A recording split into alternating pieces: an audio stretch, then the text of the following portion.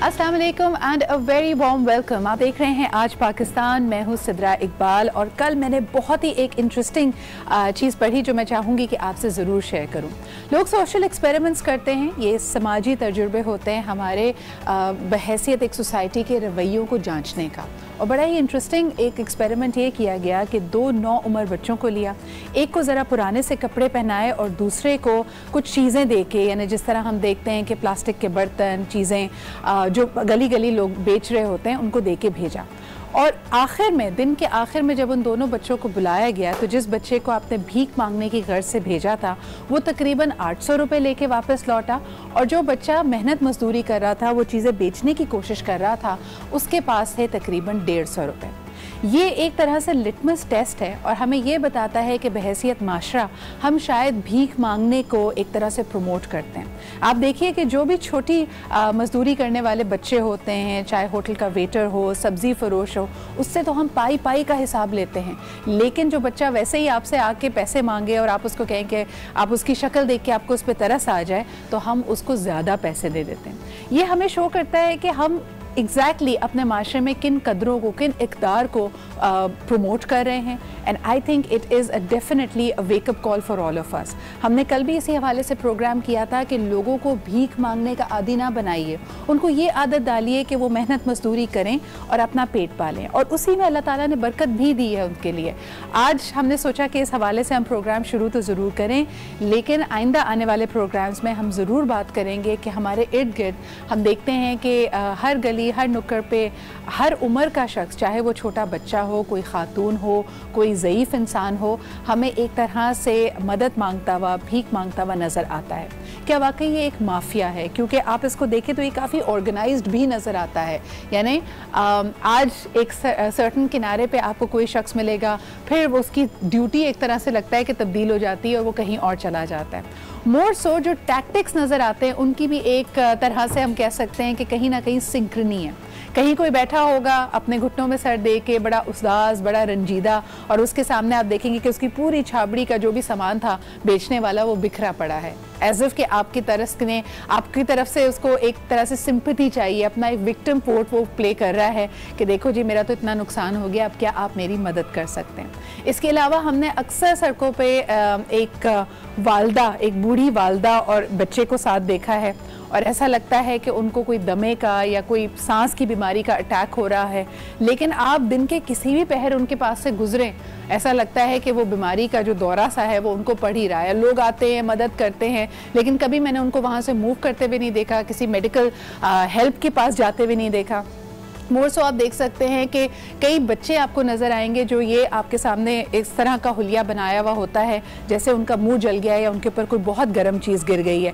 इसको भी कई लोगों ने एक्सपोज किया कि ये दवाई होती है, मोम होती है, वैक्स होती है, जिसको लगा के ये प्रिटेंड किया जा रहा होता है।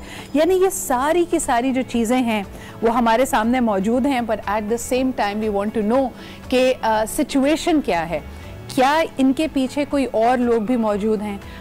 लोग ये कहते हैं कि कुछ असर रसूख लोग जिनका है वो इनके साथ मिले हुए होते हैं, और दरअसल ये जो कमाई की जाती है भीख के ज़रिए, उसका एक पोर्शन इन इलाकों में भी जाता है, इन इदारों में भी जाता है, इन लोगों के पास भी पहुंचता है।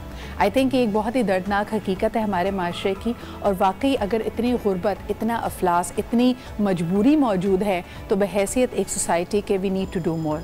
हम इसमें बड़ा प्राइड लेते हैं कि पाकिस्तान में फ़लाह और बहबूद के हवाले से बहुत काम किया जाता है। हम ज़कात भी देते हैं, सदका भी देते हैं, सैलानी जैसे दस्तरखान भी हमारे यहाँ मौजूद हैं। कोशिश यही होती है कि पाकिस्तान में, कराची में कोई खाली पेट ना सोए। लेकिन क्या ये सेफ्टी नेट काफ़ी है?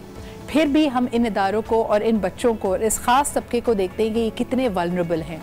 बहैसियत सोसाइटी हमें अपना एटीट्यूड बदलना पड़ेगा। हमें सिर्फ ये नहीं देखना कि क्या हमारे पास इतना है कि हम दूसरों की मदद कर सकते हैं और इसमें हम बड़े एक खुशी के बबल में चले जाते हैं। हमें लगता है कि हमने अपना फ़र्ज़ अदा कर दिया। आप अपना फ़र्ज़ तब अदा कर पाएंगे जब आप उनको तालीम देंगे और उनके लिए एक मुस्तकिल आमदनी का और एक सफ़ेद पोशी के ज़रिए, एक इस्टीम के साथ, रिस्पेक्ट के साथ, डिग्निटी के साथ उनके लिए कोई कमाने का ज़रिया बन सकेगा। सबसे बड़ी चीज़ जो हम चाहते हैं कि आज पाकिस्तान के ज़रिए तमाम लोगों तक पहुँचे कि हर इंसान की इज़्ज़त नफ्स होती है, हर इंसान की डिग्निटी और उसकी सेल्फ रिस्पेक्ट हर चीज़ से अबव है।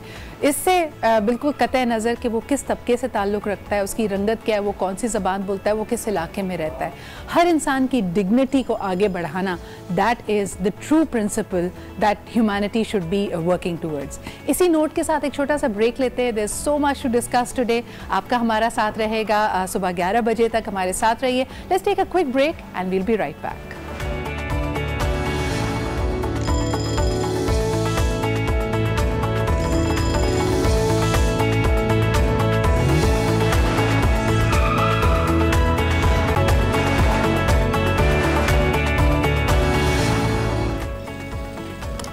Welcome back after the break. आप देख रहे हैं आज पाकिस्तान। मैं हूं सिद्रा इकबाल और हमारे सियासी मंजरनामे पे अगर नज़र डालते हैं तो हमेशा कुछ ना कुछ इंटरेस्टिंग हो रहा होता है। कल भी जो पार्लियामान की एक्टिविटीज़ थी उसमें बहुत सारी बातें की गई और आपने उसको थ्रू आउट ही बुलेटिन्स में देखा होगा। मेरे लिए सबसे ज़्यादा इंटरेस्टिंग स्टेटमेंट शहबाज शरीफ साहब की स्टेटमेंट थी। एक तो सबसे पहले उन्होंने कहा कि जी NRO कोई नहीं मांग रहा, NRO का सवाल ही पैदा नहीं होता, बल्कि मैं NRO पे लानत भेजता हूँ, ऐसी कोई चीज़ नहीं होने वाली। लेकिन दूसरी स्टेटमेंट इससे भी ज़्यादा मज़ेदार थी। उन्होंने ये बात कही कि देखें जी, अगर आप ये समझते हैं कि सऊदी अरब से जो ज़बरदस्त पैकेज पाकिस्तान को मिला है वो इसी नई हुकूमत की यानी PTI की हुकूमत की एक काविश है या अचीवमेंट है, तो ये सरासर गलत बात है, क्योंकि इसमें उन तमाम हुकूमतों ने जो पहले इक़्तिदार में थीं और एक अच्छे रवाबित रखे हुई थी सऊदी अरब से और पूरी दुनिया से, उनका भी हिस्सा शामिल है। एक मिनट के लिए इंसान सोचने पे ये मजबूर हो जाता है कि जो चीज़ अगर गलत हो, यानी कहीं कोई खामी आपको नज़र आ रही है, अगर आज हुकूमत मुश्किल में है। हम आपको बताते चलें कि कुछ रोज़ पहले हमने मिफ्ता इस्माइल साहब से बात की थी। उन्होंने कहा जी हम तो हुकूमत बिल्कुल सही चला रहे थे, कोई माशी बहरान नहीं था, बल्कि इंटरिम गवर्नमेंट आई तब भी बिल्कुल चीज़ें सही चली। लेकिन क्या हुआ कि अब PTI से हुकूमत और मईशत संभल नहीं पा रही। ऑन द अदर हैंड जब कुछ अच्छा होता है तो उसका क्रेडिट लेने के लिए तमाम ही हुकूमतें सामने आ जाती हैं। So it's a very interesting situation. लेकिन बहरहाल ये तो वो सियासी बातें हैं जो चलती ही रहेंगी। एक नज़र डालते हैं आज के बुलेटिन पे, आज की टॉप स्टोरीज पे। Let's take a look.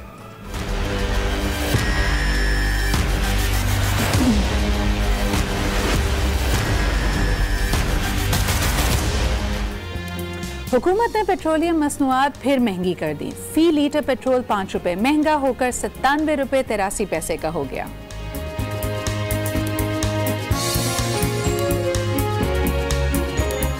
आ गया है कहो वो यकीनन तारीफ किए बगैर नहीं रह सकता है सनसनीखेज मैच की। और लोग यही सोचते हैं कि जी पाकिस्तान टीम का कोई भरोसा नहीं है, कभी बहुत ही ज़बरदस्त परफॉर्मेंस देती है और हम खुशी से बाग बाग हो जाता है हमारा दिल, और कभी कभार इतना रंजीदा करती है कि हमें वो कवाली याद आ जाती है कि रज के हंसाया रज के रुलाया तुमने। बहरहाल जी आगे बढ़ते हैं। और जो सिचुएशन पोलिटिकली हम बात कर रहे थे, आसिफ अली जरदारी साहब को वैसे भी मुफाहमत का बादशाह समझा जाता है, और हम पिछले कुछ दिनों की जो सूरत हाल है, जो डेवलपिंग स्टोरी है, उसको देख के कुछ मेरे ख्याल में हैरान भी हैं। परेशान तो हम ज़्यादा नहीं हैं, बाकी जमातें ज़्यादा परेशान होंगी। कभी वो शहबाज शरीफ साहब के साथ नज़र आते हैं, उनके साथ एंट्री देते हैं, उनको मना कर लाते हैं, और दूसरी तरफ हम ये देखते हैं कि कल जो उन्होंने बात की तो बड़ी पॉलिटिकल मैच्योरिटी की बात कर रहे थे और एक तरह से सहारा दे रहे थे PTI की हुकूमत को, जो इस वक्त बहुत सारे चैलेंजेस का सामना कर रही है। शफकत महमूद साहब ने भी इसकी बड़ी मेरे ख्याल में इसको अच्छा एक खुश आइन कदम कहा, और कहा एक कदम हमारे साथ ऑपोजिशन बढ़ के अगर आगे आती है तो हम यकीनन उसमें और उनको सपोर्ट करेंगे और साथ मिलकर चलना ही हम चाहते हैं। इस बारे में बात करने के लिए हमारे साथ आज मौजूद हैं चौधरी मंजूर साहब। उनसे भी जानेंगे कि जरदारी साहब क्या सोच रहे हैं, क्या वजह है कि वक्तन फ़वक्तन हम उनकी तरफ से एक ऐसी स्टेटमेंट सुनते हैं जिसके बाद हम परेशान भी होते हैं, थोड़े हैरान भी होते हैं। अस्सलाम वालेकुम चौधरी साहब। वालेकुम अस्सलाम। सर, आप कल के इस बयान को कैसे देख रहे हैं? बहुत सारे तज्जियाकारों ने जब इस पे मेरे ख्याल में रोशनी डाली तो उन्होंने कहा बाकी लोग तो इधर उधर की बात कर रहे थे, असल मीट जो था, जो असल सब्सटेंस था, वो जरदारी साहब की तकरीर में था। आपने इसको कैसे देखा? देखिए, उन्होंने जो बातें की उनमें वही थी, एक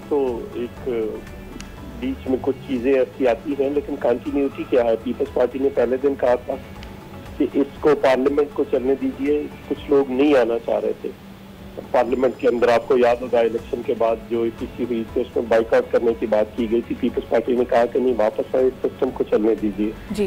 दूसरी बात फिर उस वक्त हुई जब हमारी एक डेलीगेशन बना, सब पार्टियों को राजी किया, पार्लियामेंट में लेकर गए और फिर हम तसलसल के साथ ये बात कह रहे हैं कि हम इनको टाइम देना चाह रहे हैं, ये हुकूमत आगे बढ़े और जो एजेंडा लेकर आए हैं उसको फुलफिल करें। लेकिन चौधरी साहब फिर I am sorry to interrupt you over there, लेकिन फिर थोड़े ही दिन पहले जो जरदारी साहब की दूसरी स्टेटमेंट थी, उन्होंने कहा जी हमें तो इसमें कोई कॉन्फिडेंस नजर नहीं आ रही, ना ये हुकूमत चल पाएगी ना ही ये पाकिस्तान को चला पाएगी। तो ऐसा 4-5 दिन में, एक हफ्ते में क्या हुआ कि जरदारी साहब का जहन ही बदल गया उनके हवाले से, PTI की हुकूमत के हवाले से? बल्कि उन्होंने ये कल दूसरे एंगल से यही बात की। अच्छा, तो कोई अकेला शायद दूसरा है, आओ मिलकर बैठते हैं, को 15-20 साल के लिए एक रोड मैप बनाते हैं, तो उस पर जो भी आप बैठे हैं आप अमल करें, हम आते हैं हम अमल करेंगे, जो भी आते हैं अमल करें। तो उसमें उन्होंने सबकी बात की है, क्या वो सब मिलकर बैठते हैं, एक दूसरे को नीचा दिखाने की बात छोड़े हम जी, तो आगे बढ़ने की बात करें। सही। वो जो दोनों तरफ से एक हॉकिश एटीट्यूड था, वो वही बात है जो वो पहले करते रहे हैं। सही। और फिर ये बात ठीक है कि इस वक्त के मसाइल ऐसे हैं कि शायद अब गवर्नमेंट जो पहले PTI की बाहर बैठे थे, चीजें और तरह से देख रहे थे, अब और तरह से देख रहे हैं। लेकिन चौधरी साहब, कल हमारी बात हो रही थी जावेद चौधरी साहब से, तो उनका तज्जिया ये है कि इस वक्त ना पीपल्स पार्टी और ना ही PMLN किसी किस्म का NRO लेने का या बेल आउट लेने का सोच रही है, बल्कि वो चाहेंगे कि शायद गिरफ्तारी अमल में आए तो उनको ज़्यादा एक तरह से अवाम की हमदर्दियाँ उनके साथ होंगी और ये उनके सियासी करियर के लिए ज़्यादा अच्छा है। आप इसको कैसे देखते हैं, उनके इस तज्जिए को? ऐसा नहीं है कि कोई खामखा कहे कि मेरी गिरफ्तारी हो, लेकिन हम तो बड़ा सिंपल हमारा लॉजिक है। एक हम ये कहते हैं कि देखिए ये केसेस जो है पीपल्स पार्टी के ऊपर, ये इन्होंने नहीं बनाए, PTI ने नहीं बनाए, नून लीग ने बनाए थे, 2014-15 के वक्त शुरू हुए थे। हम ये केसेस नैब के पास नहीं है, FIA के पास है। FIA हुकूमत के मतहत की। दूसरी बात यह है कि इनके आने से पहले सुप्रीम कोर्ट ने एक JIT बना दी है, उस पर हुकूमत कुछ करना चाहे भी तो कुछ नहीं कर सकती। सही। क्या कर सकती है? क्या सुप्रीम कोर्ट को कोई कह सकती है कि आप ऐसे ना करें, ऐसे करें? तो इसलिए इनके हाथ में कुछ नहीं है। चौधरी साहब, आपकी बात को मैं थोड़ा सा यहाँ पे रोकूंगी। आपको हम सुनवाना चाहेंगे शहबाज शरीफ साहब का सौर, जो उन्होंने कल पार्लियामान में अपनी तकरीर करते हुए NRO के हवाले से बात की। मैं चाहूंगी कि सुने, हमारे नाजरीन भी सुने और इस पर थोड़ा सा आपका तज्जिया लेना चाहूंगी। ये आपने जो भी बयान किया, ये तो पाकिस्तान पीपल्स पार्टी का मौक़िफ़ है, लेकिन PMLN को आप कैसे रीड कर पा रहे हैं? Let's take a listen to what Shahbaz साहब हैड टू से। जी चौधरी साहब, आपने सुना और हम देख सकते हैं कि जो सिग्नेचर स्टाइल है शहबाज शरीफ साहब का, जो शोला बयानी है, वो वापस आ गई है और वो मंजर आम पर भी है। और ख़ास तौर पे लोग कहते हैं कि बड़ी जब जज्बाती इस तरह की जब हीटेड कॉन्वर्जेशन और डिबेट इनकी होती है, तो कई दफ़ा ऐसे मेरे ख्याल में स्टेटमेंट्स शहबाज साहब पहले भी कह चुके हैं, मैं सियासत छोड़ दूंगा, मेरा नाम बदल दो, NRO पर मैं लानत भेजता हूँ। आपने कल की उनकी इस तकरीर को कैसा पाया? अच्छा, एक बात वो तो खैर शहबाज शरीफ साहब ही अपने मुतल्लिक बताएंगे या उनकी पार्टी बताएगी जी। तो ऐसी बातें करते हैं फिर बिल्कुल भी दूसरे एक बिल्कुल उलट उसके ले लेते हैं। लेकिन मैं आपको एक गुजारिश करूं, एक बात तो समझनी चाहिए सबको। देखिए, नैब एक बंदे को इंक्वायरी की स्टेज पे गिरफ्तार कर रही है, एक को इन्वेस्टिगेशन की स्टेज पे कर रही है, एक को रेफरेंस की स्टेज पे कर रही है और एक को रेफरेंस फाइल होने के बाद भी नहीं कर रही। तो ये बात किसी को समझ नहीं आ रही। दूसरी ये है कि अगर हुकूमती लोगों के खिलाफ भी केसेस है, उनको गिरफ्तार नहीं किया जा रहा, तो ये फिर इसके पीछे मोटिव्स नजर आना शुरू हो जाते हैं। जैसे ये जो फेक अकाउंट्स है ओमनी ग्रुप वालों के, ये कोई जरदारी ग्रुप के नहीं है, ओमनी वालों के हैं। अगर उनको गिरफ्तार किया गया है, मैं उनका वकील नहीं हूँ, लेकिन फिर भी अगर उनको गिरफ्तार किया गया है, तो जो जहांगीर खान तरीन साहब के फेक अकाउंट्स या ट्रेड अकाउंट्स या मनी लॉन्ड्रिंग अकाउंट्स है, उनके कुक और ड्राइवर के नाम पर, 2 का तो पता है, बाकी का भी नहीं पता। सो उस पे अगर उनको गिरफ्तार नहीं किया जाता, एक ही केस पे एक को आपके साथ कुछ और सलूक हो, आपको गिरफ्तार कर दिया जाए, मुझे ना किया जाए, एक जैसे केसेस हो, फिर उस पे हमें नजर आता है कि इसके पीछे कोई मोटिव है। तो ये आपका तरीका हो सकता है इसको जज करने का, और मेरे ख्याल में वजन भी है आपकी इस ऑब्जर्वेशन में और कंप्लेंट में। लेकिन हम अगर देखते आए हैं, नैब हो या कोई भी इदारा हो, उसके पास अगर बहुत सारे केसेस मौजूद हैं, तो हर एक की कार्रवाई एक ही मेरे ख्याल में रविश के साथ तो नहीं आगे बढ़ती। किसी से पूछगछ होती है, किसी से गिरफ्तारी अमल में आती है, वो तो यानी is this now not how the proceedings proceed? नहीं नहीं, ये मैं देखिए ना, दूसरी बात मैं वही बात कर रहा हूँ जो उस दिन नैब को सुप्रीम कोर्ट ने कही। उन्होंने कहा कि एक केस में तो आप लोगों के पीछे पड़ जाते हैं, दूसरे केस पे उसी नौयत का होता आप सोए रहते। ये सुप्रीम कोर्ट के जज साहबान ने उससे रिमार्क किए, आप कर क्या रहे हैं? ठीक है, तो ये बहरहाल अनॉमली जो है इसको खत्म करना पड़ेगा। अगर आप ये समझते हैं कि कोई एहतसाब करना है, फिर वो होता हुआ नजर आए और यकसा होता हुआ नजर आए, तो वरना तो फिर तमाशा ही है जिस तरह से पहले चल रहा था। जैसे नैब ने हमारी पार्टी उस वक्त 2002 में तोड़ी, आपको तो याद है, आप उस वक्त कवर करती रही हैं, आप पीटीवी में भी, और बड़ा सा बहुत सारी चीजें देखी आपने। तो उस वक्त पैट्रियट जो बनाई गई थी हमारी पार्टी को तोड़कर, वो सारा नैब के जरिए किया गया था। बीबी ने एक बड़ा मशहूर फिक्रा कहा था कि ये नैब ज़ादे है। एक और बात चौधरी साहब, यहाँ पे कई लोग समझते हैं कि वो जो एनआरओ का आपने जिक्र किया कि कोई सेफ पैसेज उनको मिल जाता है, माजी की जो गलतियां होती हैं वो वाइट वॉश हो जाती हैं। लेकिन बहरहाल मुझे ये बताइए कि वे फॉरवर्ड क्या है? यही मेरा आपसे आखिरी सवाल होगा कि इस वक्त जो लोगों का ये तस्वुर है कि शायद जो ऑल पार्टी कॉन्फ्रेंस होनी थी, जो इत्तेहाद बन रहा था अपोजिशन जमातों का, उसमें जो स्ट्रेंथ थी वो ख़त्म हो गई है। आज हमने ज़रदारी साहब की भी जो ये गुफ्तगू हम बात कर रहे थे, पहले ऐसा लग रहा था कि ज़्यादा कुर्बत बढ़ रही है PMLN से, लेकिन आज उन्होंने दोबारा अपना जो न्यूट्रल सेंटर स्टांस है और जो एक इंडिविजुअल पोजिशनिंग है पाकिस्तान पीपल्स पार्टी की, उसको बरकरार रखा है। तो ये APC या अपोजिशन का इत्तेहाद होता हुआ तो हमें नज़र नहीं आ रहा। आप क्या कहेंगे? अच्छा, दो बातें हैं। एक तो एनआरओ की बात आपने की। देखिए, एनआरओ पीपल्स पार्टी ने तो नहीं मांगा था उस वक्त। मोहतरमा बेनजीर भुट्टो तो मांग रही थी कि मेरी 3rd टर्म प्राइम मिनिस्टरशिप का जो है वो वापस ले, जो आपने आइन के अंदर अमेंडमेंट की है। तो उस पे शुजात साहब ने कहा कि ये तो फिर वजीर आजम बनकर उधर जहाज से बैठेगी, उसकी बजाय इनको ये दी। हम तो नहीं मांग रहे थे, हम तो फिर उसके बाद भी सारे केसेस अदालतों के अंदर फेस किए। दूसरी बात ये है कि ये कहीं नहीं लिखा, उन्होंने कहा है कि आओ सारे मिलकर बैठे। उन्होंने ये अकेले नहीं कहा कि मैं अकेला बैठता हूँ। तो अपोजिशन जो है वो उसका इत्तेहाद नहीं था, एक अंडरस्टैंडिंग थी जो अब भी है। और उसमें जो इश्यूज अपोजिशन समझेगी या पीपल्स पार्टी समझेगी कि ये ठीक है, हमें मिलकर आगे बढ़ाने चाहिए, वो मिलकर। और जहाँ पे गवर्नमेंट ठीक होगा, हमारा पहले दिन से स्टांस ठीक है, बिल्कुल सही, तो कहेंगे कि आप आगे बढ़िए जी। तो ये एक जिम्मेदाराना अपोजिशन की बात थी। शाही साहब, हम हमारे साथ ही रहिएगा। इस वक्त हमारे साथ फिरदौस शमीम नकवी साहब भी मौजूद हैं, PTI के। फिरदौस साहब, अस्सलाम वालेकुम, गुड मॉर्निंग। एक ही गिला और एक ही शिकवा है अपोजिशन जमातों का कि भाई आप जब भी उनसे बात करते हैं, यानी PTI के वुज़रा, PTI के कारकुनान, तो ऐसा लगता है कि अंगारे चबाए हुए होते हैं, प्यार से बात नहीं करते, बहुत सख्ती से बात करते हैं। ये किस तरह आप उनका गिला दूर करेंगे? बिस्मिल्लाहिर्रहमानिर्रहीम। मुझे नहीं समझ में आता कि वो ये क्यों समझ रहे हैं। हमारा जितना हम कहते हैं वो सिर्फ एक बात कहते हैं कि हम करप्ट लोगों को पकड़ेंगे, छोड़ेंगे नहीं। हम उनको अगर वो मांगेंगे भी एनआरओ तो नहीं देंगे एनआरओ। तो क्या करप्ट लोगों को एनआरओ देनी चाहिए? फिरदौस साहब, आप फिर वही बात कर रहे हैं। देखिए, आप नहीं पकड़ेंगे, आप इख्तिदार में जरूर हैं, लेकिन काम तो इदारों का है ना पकड़ना। Sorry, we as the government are going to lead a movement जिधर के हम जो सरकार के नीचे भी अदारे, एंटी करप्शन, FIA, उनको ये KPI दिया जाएगा to eliminate corruption from this country. Sir, that is there mandate anyways. यानी NAB, national accountability bureau, Firdous साहब, इसीलिए बनी है कि आप उसके जरिए एहतसाब कर सके। ये तो उनके मैंडेट में शामिल है। आप उनको एम्पावर कर सकते हैं, लेकिन जो कार्रवाई कर रही है वो तो इदारा कर रहा है। विल ऑफ द गवर्नमेंट किस तरह एक्सप्रेस करूंगा? अब आप जो है वो बिल्कुल लीगल अल्फाज में, तो ऑब्वियसली कोई इमरान खान साहब खुद पकड़ने तो नहीं जा रहे ना किसी को।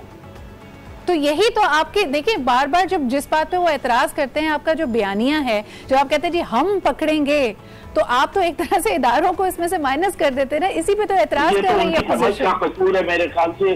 दुनिया में सब लोग जानते हैं कि जब इमरान खान साहब ने कल तकरीर की तो इनका मतलब ये नहीं था कि वो सड़क पे रख के खुद रोक रहे होंगे इन फिरदौस साहब, सियासी टेम्परेचर नीचे कैसे आएगा? आप देखें, ज़रदारी साहब तो बड़ी मुफाहमत की बात कर रहे हैं। शफकत साहब ने भी कल उसको वेलकम किया कि आप एक कदम बढ़ाइए, हम आपको बढ़कर वेलकम करेंगे। तो एक तरह से तो लग रहा है सिस्टम को, तो हम कोई सिस्टम डिरेल करने की कोई बात कर रहे हैं जी। देखिए, वो क्या कहते हैं कि मैं ये कहना शुरू कर दूंगा जी हम we will not crack down on people. हमने तो कहा हमारे भी पकड़े जाए तो हमें उसका एतराज नहीं है।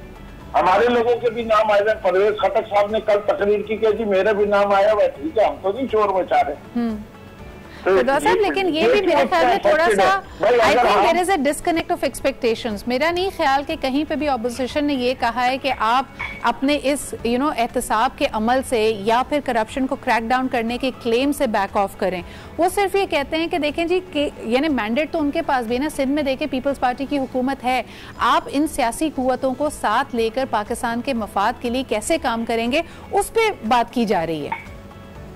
मैं ये समझता हूँ कि हम तो देखिए, आप लोग जो है पीटीआई का narrative is very straight and simple. Okay, while we respect the mandate, but we are also accusing the same two parties of the status quo that the last few years आपने you have run down this country into the ground and therefore somebody has to take responsibility for it. Okay, ये तो नहीं है कि मुल्क का बेड़ा गर्क हो गया और कोई आदमी जिम्मेदार नहीं।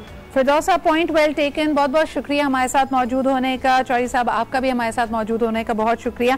मैं कि अगर हम कोशिश कर रही है मेरी टीम के इस वक्त, अगर हम नैब से या फॉर्मर नैब के किसी बंदे को we are trying to get in touch with them और थोड़ा सा समझ सकें, मेरे ख्याल में जहाँ पे गुत्थी उलझ जाती है वो बात यही है कि जब ऐसा बयानिया आता है जैसे फिरदौस साहब ने कहा कि हम नहीं छोड़ेंगे, तो फिर अपोजिशन कहती है कि नहीं, ये काम तो इदारों का है, आप उनको एम्पावर कर सकते हैं, लेकिन ये जो सारा अमल होना चाहिए, सारा जो प्रोसेस होना चाहिए वो शफाफ हो, उसमें कहीं वेंडेटा, कहीं इंतकाम की बात ना की जाए और ये अक्रॉस द बोर्ड हो। I think the demand is very valid. इसको आगे जिस तरह लेके बढ़ना है, क्रेडिट कहीं नहीं जा रहा, वो तो जाहिर सी बात है, अगर एहतसाब होता है तो तमाम जो पिलर्स ऑफ द स्टेट हैं, चाहे वो जुडिशरी हो, चाहे वो इदारे हों, चाहे जो हुकूमत वक्त हो, उनको ज़रूर इस बात का क्रेडिट जाएगा, वो क्रेडिट कहीं नहीं जा रहा, लेकिन बहरहाल इदारों को इदारों का काम करने दिया जाए। एक छोटा सा ब्रेक लेते हैं, will be right back.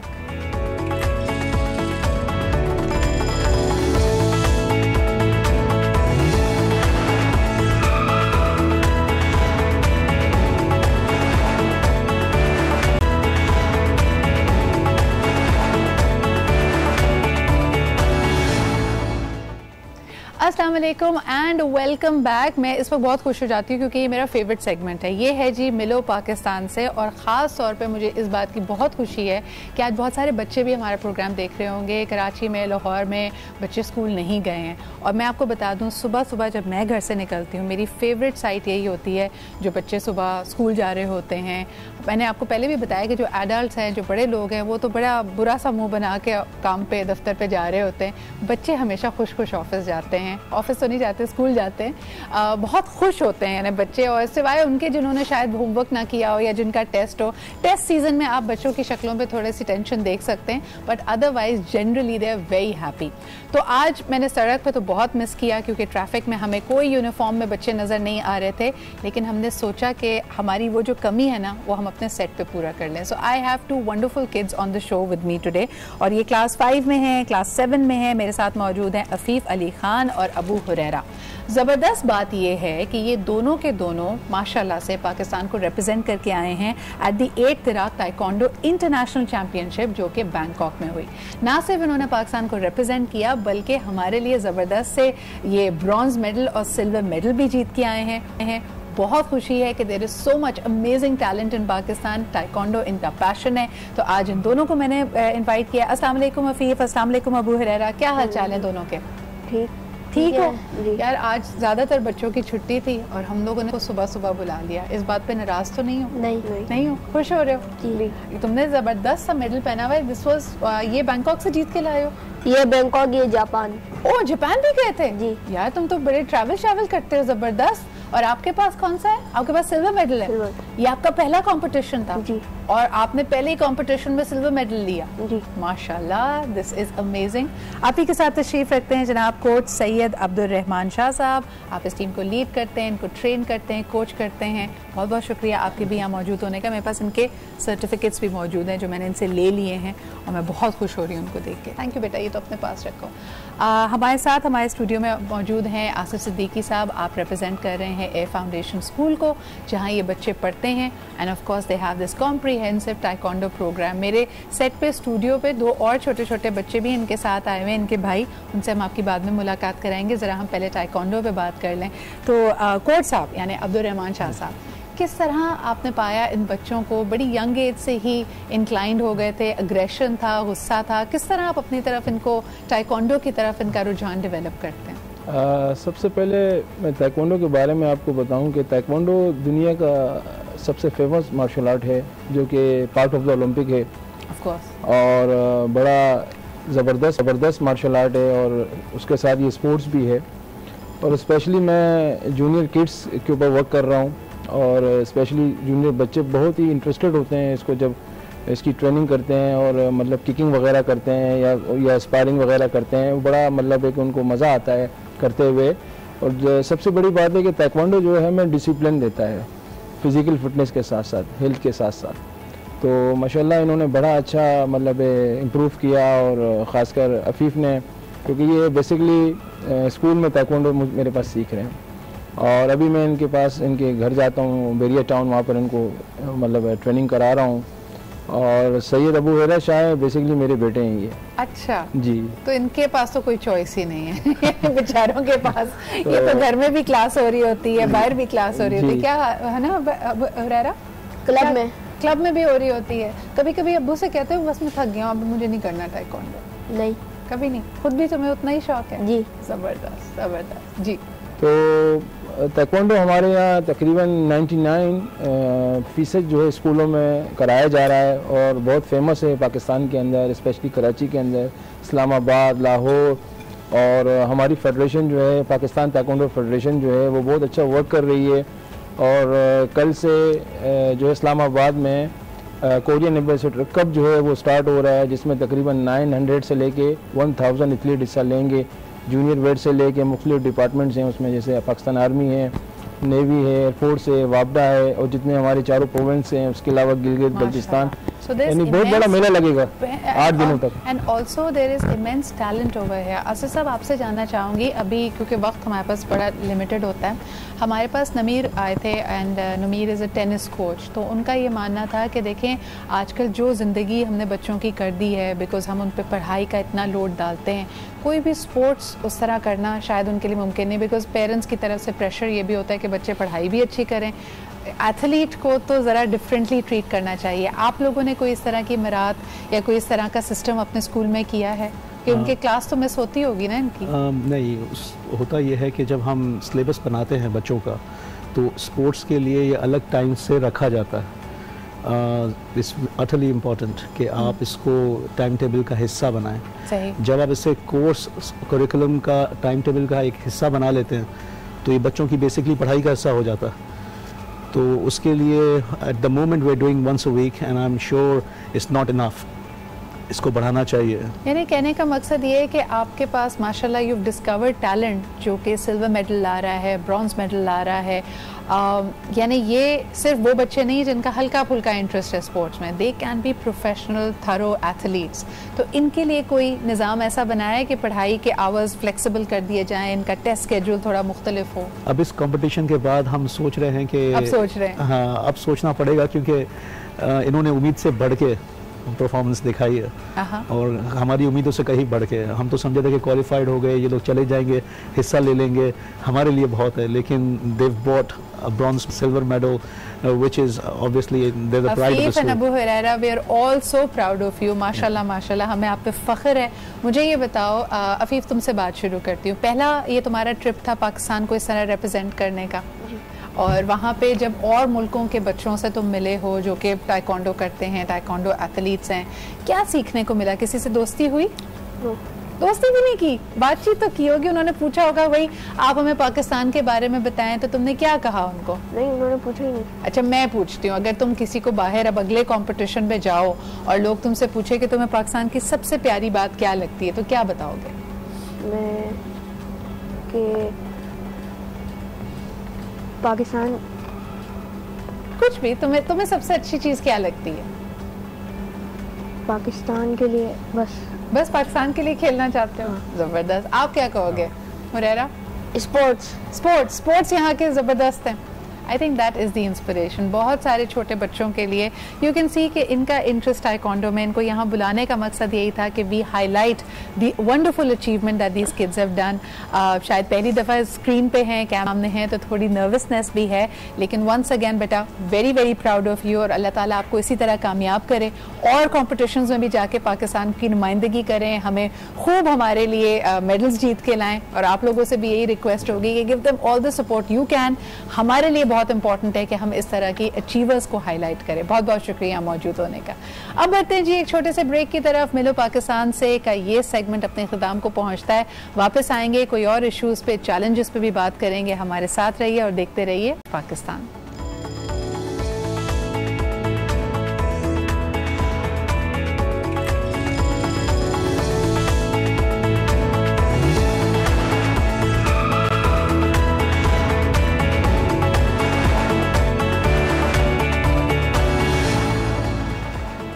Welcome back. आप देख रहे हैं आज पाकिस्तान।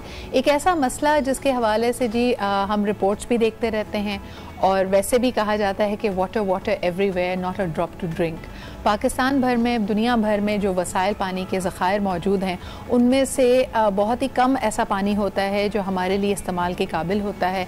यानी हम कहने को तो कराची में साहिल समंदर पे रहते हैं, इतना ज़्यादा पानी हमारी सारी नज़रों के सामने है, लेकिन हम उसको इस्तेमाल नहीं कर सकते। और ख़ुसूसन जो लोग कराची से बाहर भी रहते हैं, आप अक्सर ये रिपोर्ट्स देखते रहते होंगे, ख़बरें सुनते रहते होंगे कि बहुत ज़्यादा प्रोटेस्ट की जा रही है, कई इलाकों में हफ्तों से, महीनों से पानी नहीं आ रहा।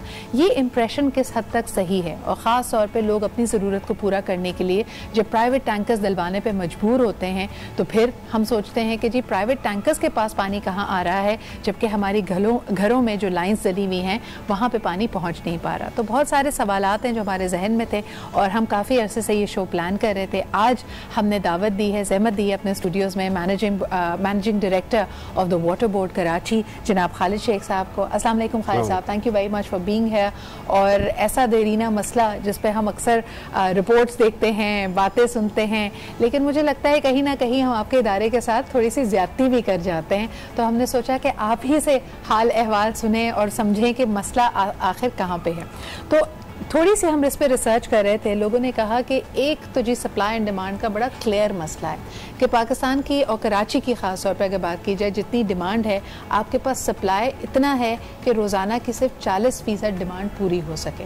तो फिर जो बकाया 60% है उसको आप कैसे पूरा करें? हाँ, मैं आपको ये समझा दूँ कि ये 40% हम पानी अगर सप्लाई कर रहे हैं जी, तो कैसे पूरे शहर को हम पानी सप्लाई करने में कामयाब भी हैं, और कहीं कहीं जगह हमें प्रॉब्लम्स भी पेश आती है। अदरवाइज़ यहाँ राइट्स हो रहे होते हैं, मतलब पानी के ऊपर। उसकी वजह ये कि जो हमने कैलकुलेशन की है 1000 MGD पर डे की, उसकी बेसिस ये है कि इंटरनेशनल जो स्टैंडर्ड है कि 50 गैलन वाटर पर डे पर पर्सन जी। अच्छा, वो हम उसका मतलब ये कि इतना पानी हम पूरे शहर को नहीं दे पा रहे, बल्कि हम ये करते हैं कि हम राशनिंग पे चले गए हैं।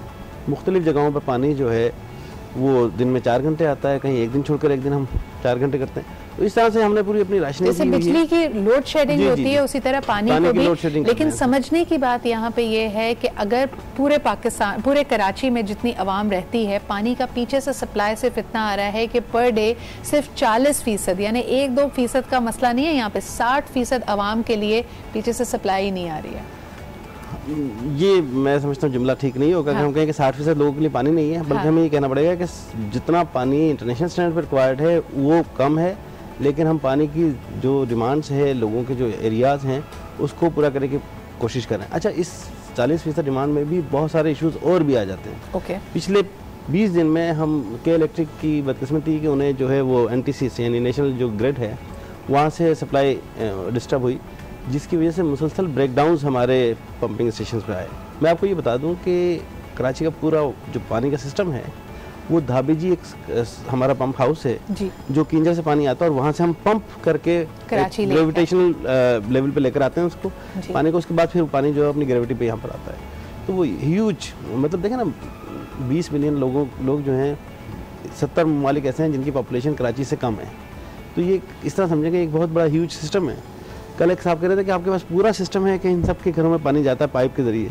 आपको ये सुनकर भी हैरत होगी कि कई बड़े शहर जैसे लाहौर वगैरह है, वहाँ पाइपिंग सिस्टम नहीं है, वहाँ बोर सिस्टम है, मतलब पाइप नेटवर्क है नहीं। हमारी खुशकिस्मती ये है कि शहर में पाइप नेटवर्क मौजूद है, आपको हैरत होगी कि हमारी 80 इंच की लाइन से कितना पुराना सिस्टम होगा खालिद साहब, जिसको अपग्रेड होता रहा है। मैं ये आपको बताऊं कि गवर्नमेंट ऑफ सिंध ने पिछले 2-3 सालों में 5-6 अरब रुपए जो है सिर्फ इसकी इंफ्रास्ट्रक्चर डेवलपमेंट पे किए हैं। जहाँ जहाँ भी ये रोड्स बन रहे हैं, ओवरहेड बन रहे हैं, अंडरपास बन रहे हैं, वहाँ का पूरा वाटर और सीवरेज के सिस्टम भी जो है वो हम नया डाल रहे हैं। एक आम तासुर ये है खालिद साहब, एक आम तासुर ये है कि हम तो कहते हैं ना, हम जब तनकीद करने पे आते हैं हमें अच्छाइयाँ नज़र नहीं आती। तो कोई अभी रोड बनती है, आपने आई एम श्योर कि कोई पाइप डाला, कोई अपग्रेडेशन हुई, फिर डिपार्टमेंट्स की आपस में कई दफ़ा हम देखते हैं कि कोऑर्डिनेशन नहीं होती है। आए दिन हमने देखा है यूनिवर्सिटी रोड पे इधर उधर आपकी जो मेन लाइंस हैं वो या तो बर्स्ट कर जाती हैं या उनको डैमेज हो जाता है और बहुत कीमती पानी ज़ाया होता है। इसकी क्या वजह बनती है? यानी एक तरफ हम कह रहे हैं कि बहुत सारे लोगों के पास पानी की सप्लाई आ ही नहीं रही है और कभी हम देखें तो साफ़ पीने का पानी ऐसे ज़ाया हो रहा है। हाँ, ये भी देखें एक इशू है, इसमें कोई शक नहीं है कि आप जिस जगह का बता रहे हैं वहाँ 3-4 जगह सीवरेज की लाइंस जो है वो ओल्ड हो गई है, उसकी वजह से होता है। अच्छा, जब आप लाइन ओल्ड हो जाती है, अब आप उसकी जब रिपेयर करते हैं तो वहाँ तो रिपेयर हो जाती है, वो फिर आगे कहीं ना कहीं मसला करती है। मतलब रोज़ एक चीज़ टूट जाती है, वो यहाँ से ठीक करते हैं तो वहाँ से प्रॉब्लम आ जाता है। उसका हल क्या है? उसका हल ये है कि रिप्लेसमेंट की जाए।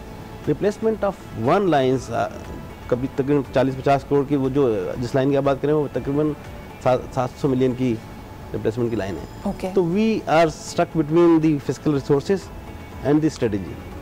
तो ये ठीक है कि कई जगहों पर हमारे रिसाव हैं जिसकी वजह से पानी का लॉस होता है, लेकिन मैं अक्सर लोगों से ये बहस करता हूँ कि अगर 400 MGD हमारा पानी है, 400 MGD में आप यकीन करें कि अगर सिर्फ 1 MGD पानी हम आपके इर्द गिर्द फैला देना तो सैलाब बन जाएगा। तो ऐसा नहीं है कि किसी जगह पानी का जो है वो पानी की वजह से रास्ते बंद हो गए। आप कह रहे हैं कि कोई बहुत मेजर मसला नहीं है, छोटे मसले हैं, लेकिन आप ज़रा सा इस पे भी रोशनी डालिएगा कि ये इश्यूज तो हमारे सामने आ रहे हैं। कोई परसेंटेज वाइज, जैसे आप लोगों की अपनी स्टडीज़, रिसर्च, सर्वे कहता हो कि तकरीबन कितना पानी हम वेस्ट कर जाते हैं लीकेज और इस तरह के मसाइल की वजह से? इंटरनेशनल प्रिंसिपल्स पर हम जाएँ तो इंटरनेशनल प्रिंसिपल्स में 20% से 30% जो है वो वाटर लॉस है। जब मैंने आपसे ये कहा था कि हम 400 MGD पानी दे रहे हैं, तो बेसिकली हम 450 MGD पानी ले रहे हैं धाबी जी से और 30 MGD हम घरों से पानी लेते हैं। तो ये तकरीबन 480-490 पानी होता है। लेकिन मैंने आपको 400 इसलिए कहा कि तकरीबन 20% उसका वाटर लॉस। 20% वाटर लॉस में क्या क्या शामिल है?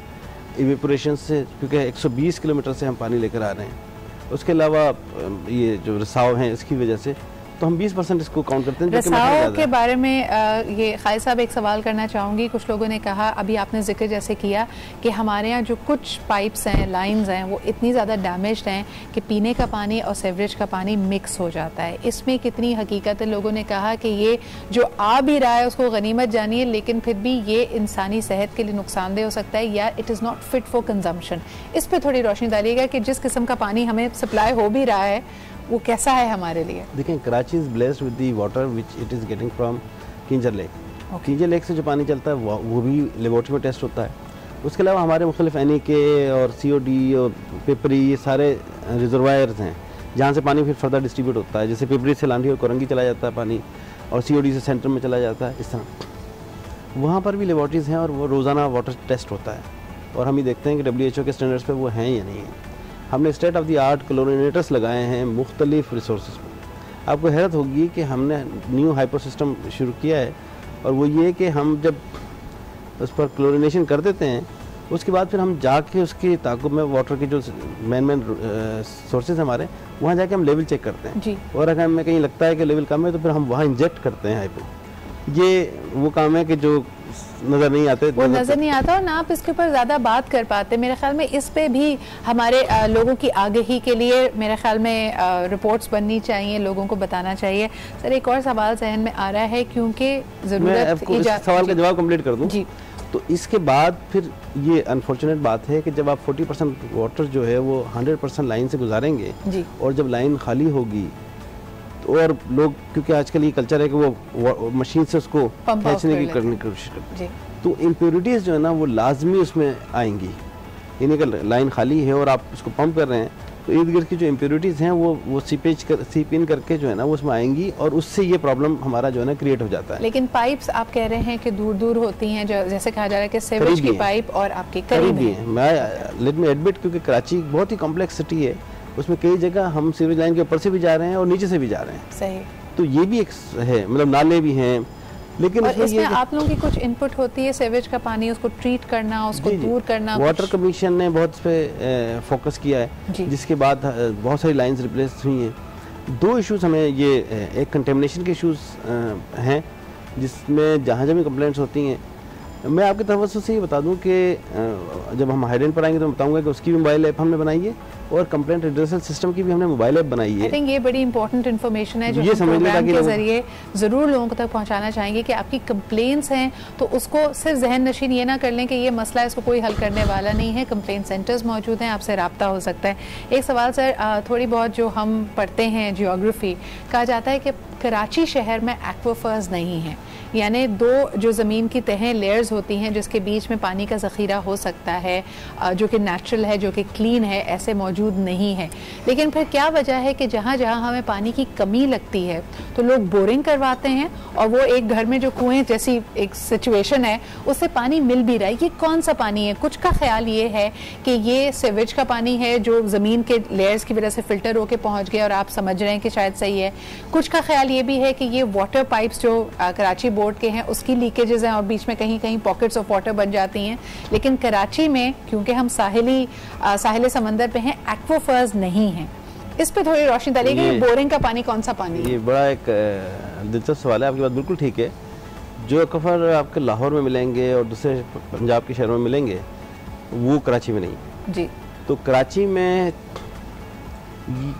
अगर आप देखें तो आपको इतना इजीली पानी नहीं मिलता है एक्सट्रैक्ट करने के लिए, ज्यादा आपको डिग करना पड़ता है, बहुत गहराई तक। ज्यादा रिसोर्सेज कहाँ है? ज्यादा रिसोर्सेज वहाँ हैं जहाँ जहाँ सीवरेज पास थ्रू कर रहा है। मिसाल के तौर पे लियारी नदी, मलीर नदी, जहाँ अब सीवरेज फ्लो कर रहा है और इस पर हमने STP लगा दिए हैं।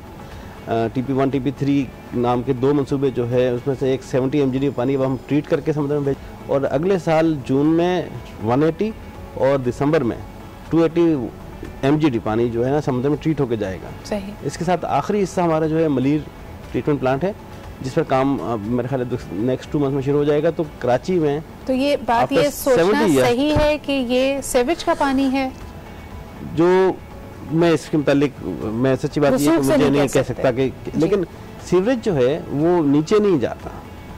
सीवरेज तो उसका पूरा सिस्टम मौजूद है। कौन सा पानी है? हमें ये तो मिस्ट्री हो गई। देखें बात ये है कि कुछ बारिशें भी होती हैं आपके यहाँ जी, और पानी इतना इजीली अवेलेबल नहीं है आपको 100 मीटर से पड़ेगा। अच्छा, अगर हम लोगों के लिए, क्योंकि एक ब्रेक की तरफ भी बढ़ना पड़ रहा है, अगर आप घर में बोरिंग करवाते हैं तो जो पानी निकले या जिस पानी के जखीरे तक आप पहुंचे उसको लैब में जरूर टेस्ट कराएं। ये हम कहते हैं ये बहुत जरूरी है जी, वरना ये बहुत सेहत भी हो सकता है। I think this is one point जो मैं यहाँ पे जरूर इस प्लेटफॉर्म के जरिए आप तक पहुँचाना चाहती थी कि कराची में या कहीं पे भी आप जरूरत के तहत अगर घर में बोरिंग करवाते हैं, कुआं खुदवाते हैं, वो पानी किसी भी लैब से टेस्ट करवाना बहुत जरूरी है। और ये फ्री ऑफ सर्विस है, इसमें कोई आपके पैसे नहीं लगेंगे, लेकिन उस पानी को इस्तेमाल करने से पहले उसका सैंपल जरूर टेस्ट करवाइए, क्योंकि ऐसा ना हो कि वो एक कोई ऐसा जखीरा हो जिससे आप खुदा ना खासा किसी बीमारी या आपके लिए सेहत का वो नुकसान बन जाए। एक छोटा सा ब्रेक लेते हैं and we'll be right back.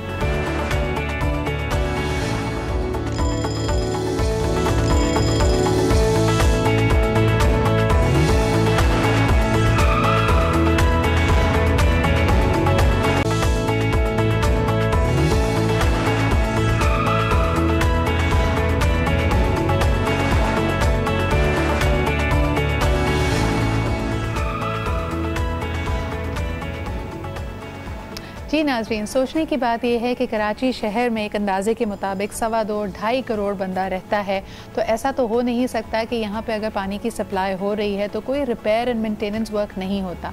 लेकिन जब हम तनकीद करने पे आते हैं तो हम ब्रॉड ब्रश स्ट्रोक से पूरी ही सिचुएशन को काला बता देते हैं। हम कहते हैं नहीं जी यहाँ तो कुछ भी अच्छा नहीं, यहाँ का सिस्टम ही ख़राब है।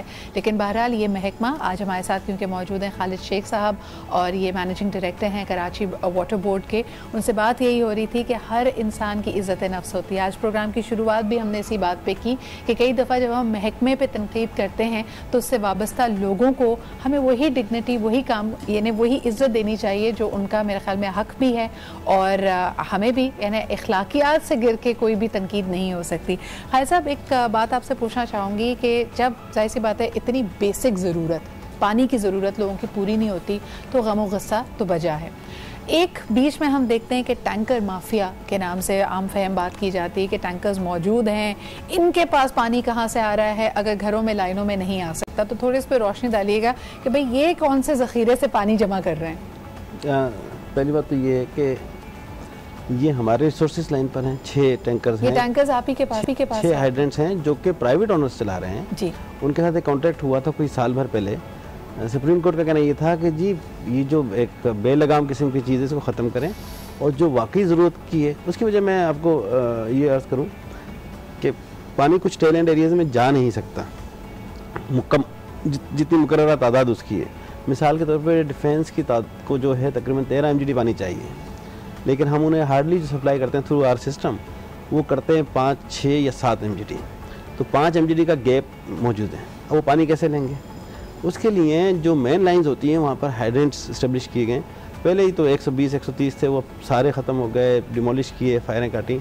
अब 6 लीगल हाइड्रेंट्स हैं, उनके ज़रिए उन इलाकों में पानी जाता है। अच्छा, पानी कैसे जाता है? पानी इस तरह जाता है, गवर्नमेंट के वाटर बोर्ड ने उनके साथ ये माहिदा किया कि आप 50% वाटर जो है वो डिस्काउंटेड रेट पे भेजेंगे, यानी जो गवर्नमेंट के रेट हैं, ताकि जो बेचारे अंडर सर्व्ड इलाके हैं वो अफोर्ड कर सकें।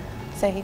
उसमें 1000 गैलन का टैंकर 1000 रुपये का, 2000 गैलन का टैंकर 1400 रुपये का और 3000 गैलन का टैंकर जो है वो 1800 रुपये। भाई साहब, इनकी मॉनिटरिंग कर पाते हैं? यानी ये जो मुआहदे के तहत जो रेट्स डिसाइडेड हैं, क्या ये तमाम टैंकर, यानी बहुत आसान है ना मेरे लिए, मैं मुआहदा आपसे कर लूँ लेकिन आपसे जो कम कीमत वाला टैंकर है वो भी मैं पॉश इलाके में भेज दूँ, उसको भी मैं ज़्यादा कीमत में भेज दूँ, तो हाउ डू यू? सवाल के 2 जवाब हैं। एक तो ये है कि ये कहना मैंने उसको एरिया वाइज नहीं किया है, यानी डिफेंस में भी वो सरकारी रेट पे जाता है और कोरंगी में भी सरकारी रेट पे जाता है जी।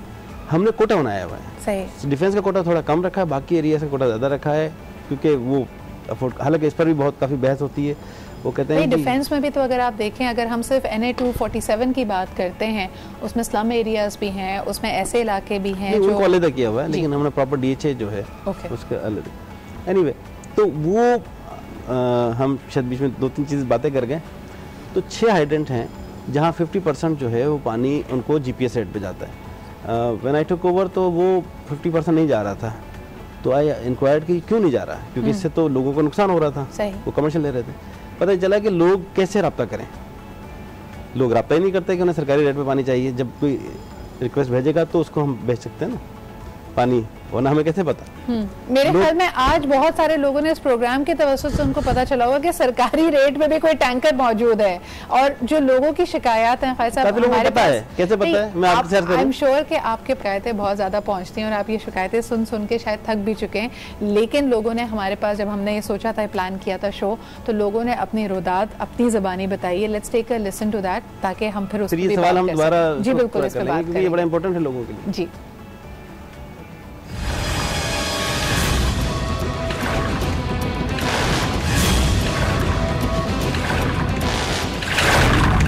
पहले आ भी रहा था बीच में मीठा पानी, वो भी बंद हो गया। अभी यहाँ से भर रहे हैं हम लोग, खारा पानी पी पी के गुजारा कर रहे हैं। क्या करें, ना कपड़े धोने के लिए, ना नहाने धोने के लिए। यहाँ पे लोग काफी परेशान हैं और ये लोग अपनी अपनी अपनी सीटों में बैठे हुए मौजें उड़ा रहे हैं।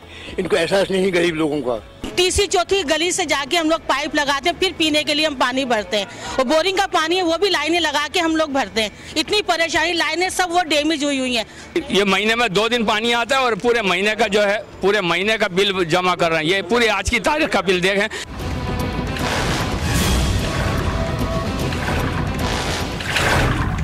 जी खाई साहब, ये ख़ास इलाके की कहानी, जैसे आपने कहा कि वेस्ट में ज़्यादा मुश्किल आती है, पानी आए ना आए बिल आता है और लोगों का ये शिकवा बजाय किस तरह हल किया जाए ये मसला? मेरा शिकवा ये है कि 20 मिलियन लोग हैं। हाँ। और 2 लाख लोग जो हैं वो पे कर रहे हैं। अच्छा, सिर्फ 2 लाख लोग पे कर रहे हैं? ये भी जरा ये जो शिकायत है ना ये लोगों की, हाँ। मैंने तो अब ये सख्ती की है और जिस इलाके में मैं काम करवाता हूँ मेंटेनेंस का या जो भी उनके इशू है, मैं उनसे कहता हूँ कि पहले बिल जमा कराएं।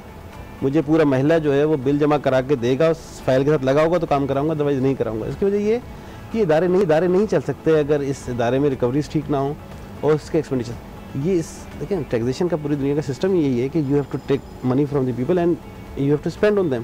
पर खाई साहब, सिर्फ 2 लाख लोग क्यों बिल दे रहे हैं, बाकी कराची क्या कर रहा है? देखिए इसमें रिकवरी के इश्यूज हैं, हमने थोड़ी सी रिकवरी बेहतर की है गुज़िश्ता 5 नहीं आप, मेरा पूछने का मकसद ये था कि बिल आपकी तरफ से जा रहा है, लोग बिल पे नहीं कर रहे, तो जिस तरह बिजली होती है, बिजली अगर ना मिले तो हम बिजली कट जाती है, तो पानी का ऐसा हिसाब क्यों नहीं है? पानी तो कट नहीं सकता क्योंकि हम बल्क में भी देते हैं। उसके बावजूद आपको हैरत होगी कि 13% है टोटल रिकवरी जो इलेक्ट्रिसिटी की फेडरल गवर्नमेंट की। आपको इल्म होगा, तो वो तो बिजली काट भी सकते हैं, तो ये इश्यूज हैं। हम पानी काट नहीं सकते तो भी हम कोशिश करते हैं। आपकी रिकवरीज का क्या आलम है? रिकवरीज हमारी जो है इस वक्त तकरीबन हम 800 से 900 मिलियन। अच्छा, मैं बड़े इंटरेस्टिंग बात बताऊँ आपको कि जब हाइड्रेंट्स 126 थे तो मैं 80 लाख रुपए आमदनी होती थी महीने की उसके पानी से। आज 6 हाइड्रेंट से हम 10 करोड़ रुपए महीना वाटर बोर्ड की आमदनी होती है उससे। तो मैं आपको जब बता रहा था कि फिर मैंने कहा कि क्यों नहीं जा रहा गवर्नमेंट रेट्स पे लोगों को, तो उन्होंने कहा कोई कोऑर्डिनेशन नहीं है लोगों का और वाटर बोर्ड का। अच्छा। तो मैंने 3 जगह कंट्रोल रूम बनाए। आपको मैं बताऊं कि ये सखी हसन पर लोग सुबह 6 बजे जाके लाइनें लगाते थे पानी लेने के लिए। बिल्कुल। आई वेंट टू देम, कई दफा हमने रिपोर्ट्स भी चलाई। I went to them and I said कि 30 डेज के बाद आप में से यहाँ कोई नजर नहीं आएगा।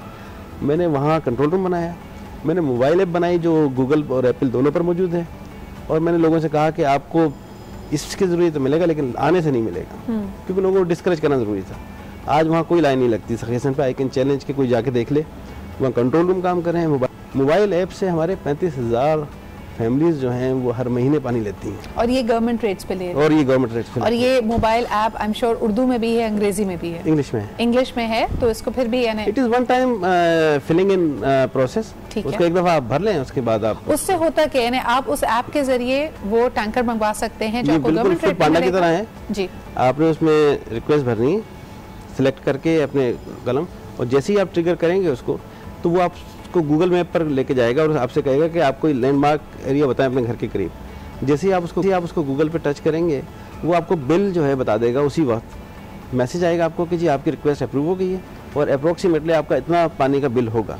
और ये टर्न अराउंड टाइम क्या है खालिद साहब, ये जानना कि अगर मैं आज ये आज ही मिलेगा पानी, आज ही मिलेगा पानी आपको? ओके। 35,000 लोगों का मतलब ये है कि अगर आप 7 आदमी भी लगाएं तो 35 × 7, और एक आदमी 7 दिन तक वो यूज़ करता पानी, तो × 7 अगर आप करेंगे तो 2-2.5 लाख लोगों की ये मोबाइल ऐप से जो है ना। तो ये इनोवेटिव सोल्यूशन है हमारे देरीना मसले के लिए, तो काम बहरहाल हो रहा है। थोड़ा सा टैंकर माफिया पे वापस आते हैं। आपने जैसे कहा कि 126 हाइड्रेंट पहले लीगली चल रहे थे, उसको अब आपने कर्टेल करके वो लीगल मिक्स था एक, इस वक्त 6 लीगली चल रहे हैं। तो ये आपको कटौती करने में मुश्किलात आई सामने? नहीं, इस पे इसलिए ज़्यादा मुश्किलात नहीं आई कि जब स्टेट जब भी फैसला करती है कि चीज़ें ठीक हों तो वो चीज़ें ठीक हो जाती हैं।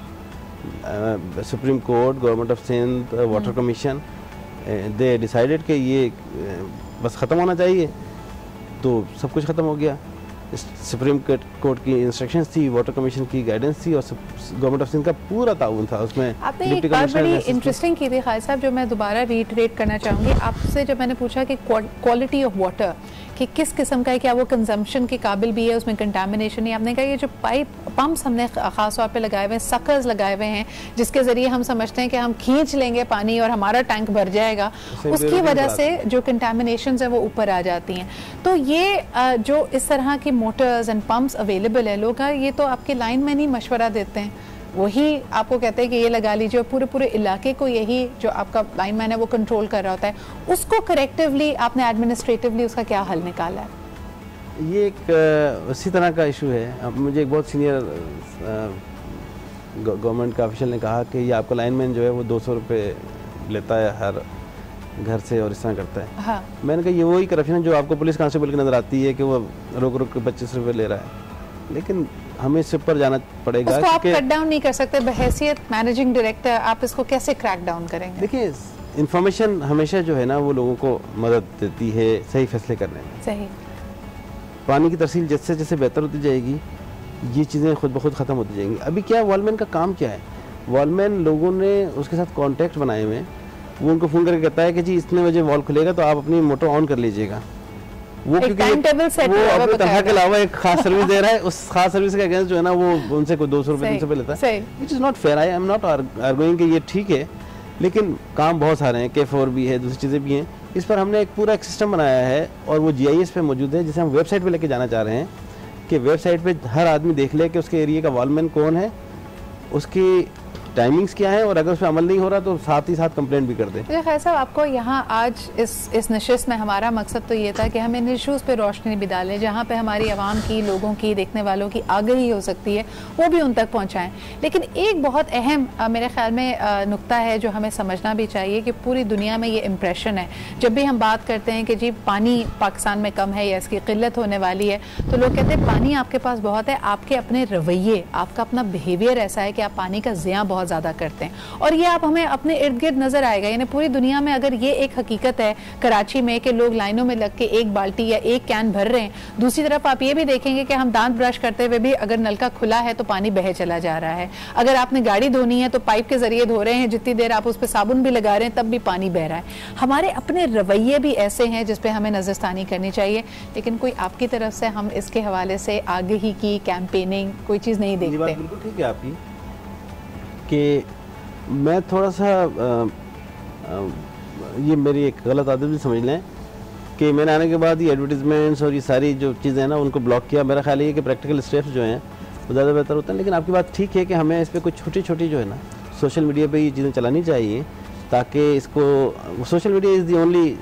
देखिए हम उस दिन का इंतजार क्यों कर रहे हैं? आज हम इस दुनिया में रहते हैं कि साउथ अफ्रीका में केप टाउन में सूखा आ चुका है, यानी वहाँ पे अगर आप बिल्डिंग्स में जाएंगे तो नलके निकाल दिए गए हैं, आपको बताया गया है कि आपके पास ये एक बाल्टी है, इसको इस्तेमाल करना है, जो आपको इंटरनेशनल कंजम्पशन रेट भी कम कर दिया गया है और रिसाइकिल को यानी पानी को करने के लिए आपको कहा जा रहा है। हम उस दिन का इंतजार क्यों कर रहे हैं? 2030 में कराची का शुमार या तो पहले या दूसरे बड़े शहर में होगा, उसकी क्या प्लानिंग है इस पे बात करेंगे एक छोटे से ब्रेक के बाद।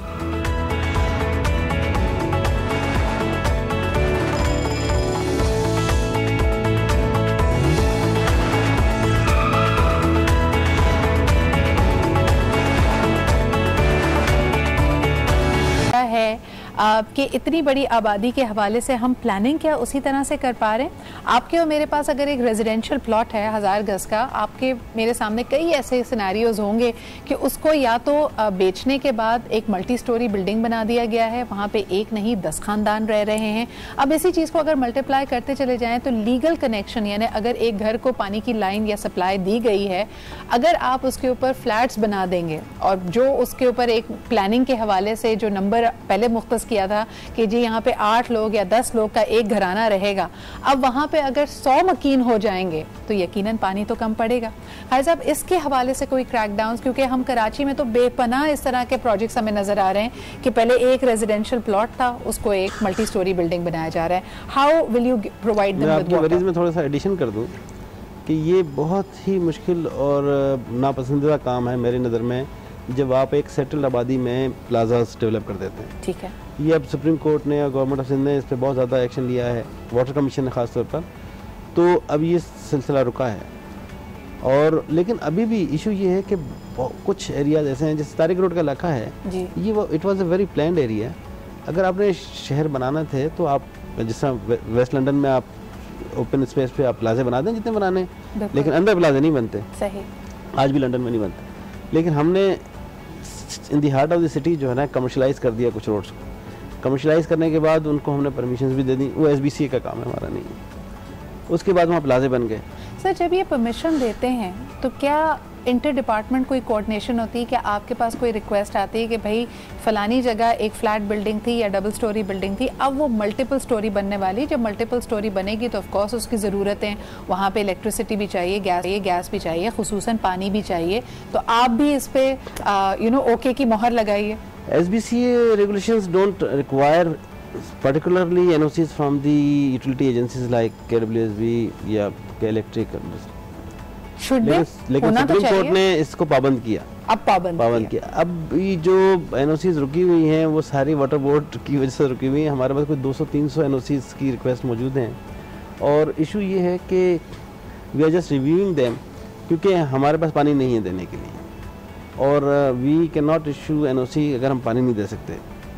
जो आबाद है उनका ख्याल ये है कि हम आपसे पानी आज तो ले भी नहीं रहे, हमारे प्लाजे तो 3 साल बाद बनेंगे। आपके पास तो आज पानी नहीं है तो 3 साल बाद तो और ज़्यादा मुश्किल होगी। नहीं, लेकिन 3 साल बाद तो क्योंकि आप के रिसोर्सेज भी तो बढ़ रहे हैं ना, K4 है, रिसाइकिल पर हमने काम कर रहे हैं, हम डिसैलिनेशन पे भी काम कर रहे हैं सर। लेकिन आपने खुद जैसे कहा था कि K4 का मंसूबा पहली दफ़ा सोचा या डिज़ाइन पे आया था बैक इन 2006-2007, आज 10 साल गुजर गए हैं, हम 2018 में हैं, अभी भी हम इस मंसूबे पे पेशरफ देख ही रहे हैं। तो आपको तो आज की हकीकतों को देख के कई फैसले लेने पड़ेंगे। लेकिन बहरहाल क्योंकि वक्त कम है, दूसरे इशू पे भी आना चाहूँगी, फ़िल्टर प्लांट्स की बात करना चाहेंगे। पाकिस्तान में इस वक्त ये बहुत बड़ा इशू बना हुआ है, ख़ास तौर पर बॉटल्ड वाटर के हवाले से। लेकिन जो छोटे ख़ास तौर पर फ़िल्टर प्लांट्स की बात करना चाहूँगी, जो ड्रिंकेबल वाटर कम कीमत पे लोगों को प्रोवाइड कर रहे हैं, इनकी क्वालिटी पे नहीं जाएंगे। पहला सवाल कि इनके पास ये सप्लाई कहाँ से आ रही है, कि ये आप ही के रिसोर्सेज से ले रहे हैं ये पानी? देखें, कई जगह मुझे ये हमने कई क्रैकडाउन भी किए हैं इनके पर। ये कई अक्सर जगहों पर तो ये सब सॉइल से निकालते हैं, फिर उसको ट्रीट करते हैं और उसके बाद मुख्तलिफ ग्रेडिंग में, मतलब इस पे ये कोई क्रैकडाउन आप प्लान हमने एक बहुत बड़ा, मैं नाम नहीं लेना चाहता, एक बहुत बड़ा सब सॉइल का था सिस्टम, जो कि वो उसको फिर आरओ करते थे, आरओ करने के बाद वो उसको बेचते थे ड्रिंकेबल वाटर के। तो क्योंकि उनके पास रिक्वायर्ड एनओसी नहीं थी तो वो मैंने डिमोलिश करवा दिया था, बल्कि खुद जाके डिमोलिश किया था। तो इस तरह हमने कई एक्शन लिए हैं। एक अभी हम कंप्लेन यही पैकेज में अपनी देख रहे थे, लोगों ने कहा कि जी लाइन दिलवाना चाहते हैं, तो जैसे हम लाइनमैन की अथॉरिटी या उसकी बात कर रहे थे कि उसके ऊपर की कमाई या उसकी अल्टरनेटिव कमाई, तो उन्होंने कहा कि जी लाइनमैन को साथ मिला लो, उसको थोड़े पैसे दे दो तो लाइन दल जाती है, डायरेक्टली आप तक कंप्लेन महकमे तक जाती है, तो उस पर कार्रवाई ज़रा सुस्त है। इस पर थोड़ी सी रोशनी डालिए। ठीक बात है जी, ये ठीक बात है कि ऐसा ही कल्चर था और आसान काम था। देखिए, लोगों को रेगुलेट कराने में बड़ा मुश्किल पेश आती है। जब हमने लोगों से कहा कि आप सिर्फ मोबाइल ऐप पे जो है ना चले जाएं तो आपको पानी मिल जाएगा, तो उन्होंने कहा नहीं, मैं आपको फ़ोन कर दूंगा तो आप भेज दीजिएगा पानी। कौन आप मोबाइल ऐप को यूज़ करें? ये कल्चर था वाटर बोर्ड में कि जी वो लाइनमैन के साथ लिया, इलाके के पॉलिटिकल लोगों को साथ लिया और उनकी निगरानी में वो लाइनें डल गई। इस तरह बुरी तरह सिस्टम को ख़राब किया गया। लेकिन हमने गुज़िश्ता 7-8 महीने से ये सख्ती की हुई है कि इस तरह कोई लाइन नहीं लगेगी। अच्छा खैर साहब, जब सख्ती करते हैं या करेक्टिव मेजर्स की तरफ जाते हैं, एक तो आपने रोकथाम की ना कि अब ये कल्चर ख़त्म करना होगा, मज़ीद इससे ख़राबी पैदा ना हो। मैं आपसे जानना चाहूँगी कि जो ख़राबी पैदा हो चुकी है, जो लाइनें इस तरह पर्ची के थ्रू या अपनी रवादारी में लोगों ने लगवा ली हैं और उससे जो आपके सिस्टम पे बोझ पड़ रहा है, क्या उसको करेक्टिव करने के लिए जो टफ फैसले, क्योंकि आजकल ऐसा लग रहा है ना कि मुश्किल फैसलों का दौर। ये बात आपने ठीक कही, क्योंकि जब वापसी का सफर हमेशा मुश्किल होता है, उसकी वजह ये कि आप सही कह रहे हैं ना, बिगड़ गई है ना, तो उसको ठीक करने में थोड़ी सी मुश्किल तो आती हैं, लेकिन चीजें बेहतर हो रही हैं। मैं इसमें ये अर्ज करूं कि उस बिगाड़ को कम करने के लिए आपको टफ बिगाड़ एक तो कम हो गया, अब नहीं हो सकती लाइन कोई, क्योंकि मैसेज सबको गया अक्रॉस द बोर्ड और हमने बहुत सख्त एक्शन लिए हैं। हमने काफ़ी लोगों को नौकरी से भी निकाला है। पहली दफ़ा सरकार में इतनी तेज़ी से नहीं निकालते नौकरी से, लेकिन हमने बार बार नौकरी से निकाला है लोगों को, ताकि डर और खौफ भी पैदा हो सिस्टम में। तो वो बेहतर हो गया। अब कोई नहीं है, तमाम लोगों को बताया जा चुका है कि अब अगर आपने ताउन भी करना है, जैसे वो एक मैं अपनी बता दूं कि वो एक साहब कह रहे थे कि जी हम अपने पैसों से डलवा रहे हैं, ये मैंने सख्ती से कहा है कि पैसे से वाटर बोर्ड के खर्च होंगे। अगर कोई शख्स ये बहादुरी दिखाएगा कि वो अपने पैसे लगा के लाइन मिलाने की कोशिश करेगा, तो उसके खिलाफ ना सिर्फ उस काम को रोका जाएगा, बल्कि उसके खिलाफ FIR भी कर जाएगी। तो ये अब लोगों ने नहीं करना कि अपने पैसे इकट्ठे करके। हमारे कंप्लेंट रिड्रेसल सिस्टम है, उसमें कंप्लेनेंट भी हैं, कंप्लेंट मैकेनिज्म भी है। आपने कंप्लेंट्स का जिक्र यहाँ पे किया, आपको खुद कुछ करवाने की ज़रूरत नहीं है, सिस्टम्स मौजूद हैं, कंप्लेन कीजिए, राब्ता कीजिए, महकमा खुद ये काम करेगा। बोरिंग के हवाले से सर आप कहना चाहेंगे लोगों को डिस्करेज करेंगे कि अपने घरों में बोरिंग ना करवाएं, या आपका क्या मौक़िफ़ है उस पर? मेरा कहना ये है कि अगर they find it very difficult to get tapped water, one, and second it is difficult for them to have the tanker service, तो फिर उनके लिए बोरिंग ही ऑप्शन रह जाती है, जो कि वैसे तो कोई एक अच्छा ऑप्शन नहीं है जो मैं उन्हें कहूँ, लेकिन उसको टेस्ट ज़रूर कराएं उस वाटर को। उसको टेस्ट ज़रूर कराएं।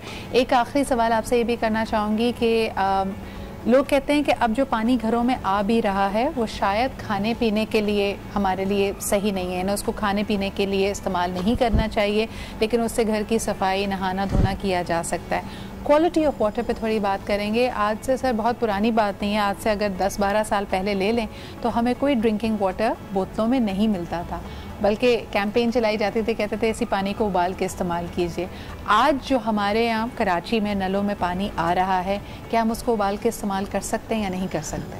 100% कर सकते हैं। देखिए मैं आपसे अर्ज़ करूँ, चीफ जस्टिस साहब ने जो ये कैंपेन शुरू की है बॉटल्ड वाटर के अगेंस्ट में, ये बहुत इंपॉर्टेंट है। हम कल्चर में चले जाते हैं, यानी देख देख कर कल्चर सीख लेते हैं, मिनरल वाटर का कल्चर में चले गए। आप पानी को टेस्ट करा लें, उसके बाद उसमें फिटकरी यूज़ कर लें और उसको सिर्फ उबाल लें। हमारा पानी सर्टिफाइड पानी है, सबसे अच्छा पानी है।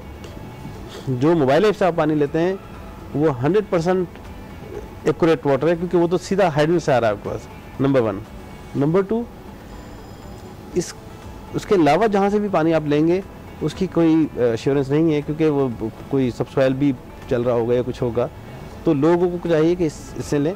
वो सवाल रह गया था आपका, अगर आप कहें तो मैं एक मिनट में बता दूं कि टैंकर से पानी पहुंच जाता है और घरों में वैसे नहीं पानी पहुंचता। हाँ, तो जो पानी की स्पीड है ना, जो किसी एक जगह जाकर रुक जाती है, जो कि 40% तक है हमारा, तो हम 7 MGD कराची में DHA को देते हैं, 6 MGD तक, 6 से 7 MGD उनकी रिक्वायरमेंट है। 13 MGD पानी अपनी रफ्तार से वहाँ नहीं जा सकता, तो जो टैंकर का पहिया है वो उस रफ्तार को पूरी करके वो पानी पहुंचाता है। मुझे बताइएगा कि आप तो स्पीड की और उसकी बात है ना कि पानी का, ये तो these are the laws of physics, लेकिन एक आम आदमी तो यही सोचता है कि आपका टैंकर भरने में 5-6 मिनट लगते हैं, लेकिन उस टैंकर को हमारे घर आने तक कभी कभार 2 दिन लग जाते हैं। So this is an impression that needs to go away.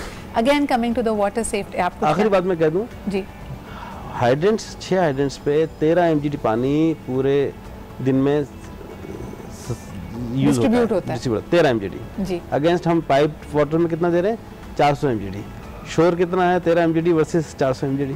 यानी this is a big question mark, के लोग जो अक्सर समझते हैं कि सारा पानी ही टैंकर के थ्रू आ रहा है। This is a wrong impression, because सिर्फ 13 MGD आप टैंकर्स के थ्रू कराची में पानी डिस्ट्रीब्यूट होता है। 6 और इस वक्त भी ये 2-3 बातें मेरे ख्याल में दोबारा कहने वाली हैं। 126 हाइड्रेंट्स एक जमाने में काम कर रहे थे, इस वक्त कराची में सिर्फ 6 लीगल हाइड्रेंट्स हैं जिनके थ्रू 13 MGD पानी पूरे कराची में डिस्ट्रीब्यूट होता है, जबकि हमारी लाइनों के जरिए 400 MGD पानी जाता है। तो ये मेरे ख्याल में ऑन दिस वाटर जो आपके घरों में आ रहा है, ये बिल्कुल काबिल इस्तेमाल है। इसको आप उबाल कर, फिटकरी डालकर इसको पीने में इस्तेमाल कर सकते हैं। सिर्फ हमारा रवैया है, हमारा बिहेवियर है कि हम बॉटल वाटर की तरफ जाना चाहते हैं।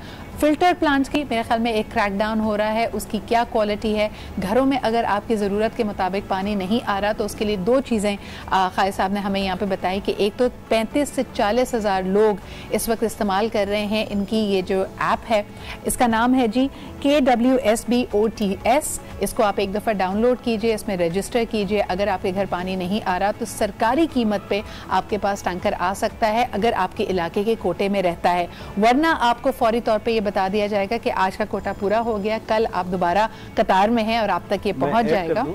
इसी मोबाइल ऐप के जरिए आप कंप्लेंट भी रजिस्टर कर सकते हैं। आप कंप्लेंट भी कर सकते हैं। दूसरा ये कि आई थिंक कि जो आपकी वाली बात है उसको रीइटरेट करना यहाँ पे बहुत जरूरी है कि बिल जरूर दें पानी का। जब तक रिकवरीज नहीं होंगी किसी भी डिपार्टमेंट की, कोई भी महकमा काम नहीं कर सकता, और ये एक बहुत अहम बात है। बोरिंग अगर आप अपने घर में करवाते हैं, जो कि दूसरा तरीका है अपनी ज़रूरत को पूरा करने का, ज़रूर ये कोशिश कीजिए कि जो पानी निकले उसके सैंपल को कहीं टेस्ट कराएं। खालिद साहब ने कहा कि ये फ्री ऑफ कॉस्ट टेस्टिंग हो सकती है। कोई भी शख्स हमारी कंप्लेंट जो मोबाइल ऐप है उस पर दे दे तो उससे जवाब मिल जाएगा और ये मसला हल। भाई साहब आखिरी 1 मिनट है, आपका पैगाम लोगों को ये बता दें कि पानी को ज़रा देखभाल के इस्तेमाल करें। पानी को देखभाल के इस्तेमाल करें। दूसरी बात ये है कि मिनरल वाटर एक मेनेस में समझना बन चुका है, जिस तरह के हमारे एक सिस्टम में आ गया है। बहुत सारा मिनरल वाटर जो मुख्तलिफ छोटे छोटे घरों में बन रहा है वो ज़्यादा इतना बेहतर नहीं है जितना बेहतर आप अपने घर में कर सकते हैं उस पानी को। बहुत बहुत शुक्रिया खालिद साहब, इंपॉर्टेंट मैसेज वंस अगेन। दूसरी इश्यूज़ पे तो हमने बात की, लेकिन आपके घर में जो पानी आ रहा है उस पर नज़रसानी ज़रूर करें, ख़ास तौर पे जो बॉटल वाटर आता है कि वो अच्छी क्वालिटी का हो। इसी के साथ मुझे यानी सिद्रा को इजाज़त दीजिए, कल मुलाकात होगी। अल्लाह हाफ़िज़।